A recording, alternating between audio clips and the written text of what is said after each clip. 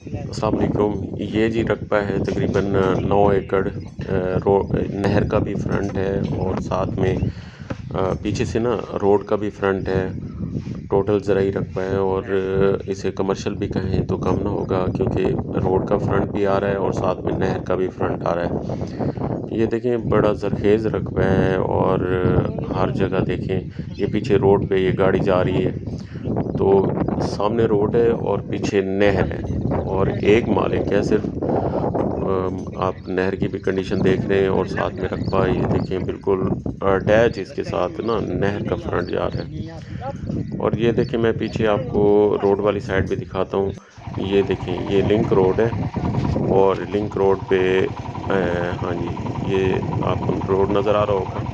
ये इसके साथ दाएं तरफ लेफ़्ट साइड पे जो रकबा नज़र आ रहा है, ये रकबा ये यहाँ से रोड जा रहा है और ये रकबा पड़ा है। यहाँ पे अगर ज़्यादा भी रकबा लेना चाहें तो ज़्यादा भी मिल सकता है। और जो इस टाइम वो सेल कर रहे हैं, क्योंकि ज़िम्मेदार थोड़ा सेल करके अपना गुज़ारा करता है। तो ये देखें ये रकबा है जी और इसमें ये ट्यूबवेल भी लगी हुई है।